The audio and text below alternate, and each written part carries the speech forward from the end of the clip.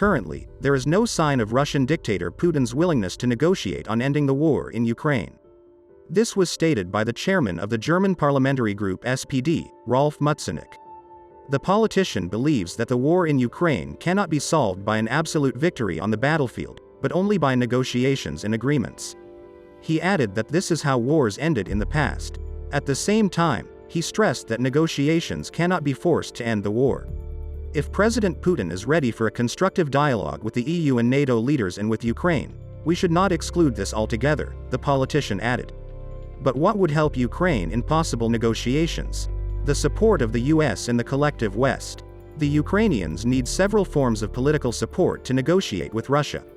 To begin with, they should go to the talks convinced that they can live safely in the future, without the threat of further Russian invasion.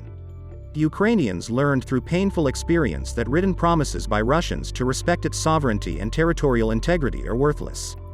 In 1994, Ukrainians abandoned the world's third-largest arsenal of nuclear weapons after Russia, as well as the US and Britain, promised to guarantee Ukraine's security. In 2014 and 2022 the Russians invaded. To be sure it will be safe in the future, Ukraine must be accepted by NATO, or be quite capable of defending itself. The Russians are not withdrawing or abandoning their goals of taking Ukraine off the map.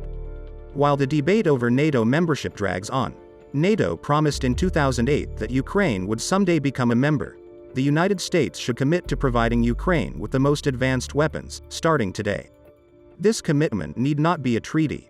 It could take the form of a permanent commitment by the US government, Congress and the administration, to be made on a bilateral basis, specifying the types and timing of weapons deliveries.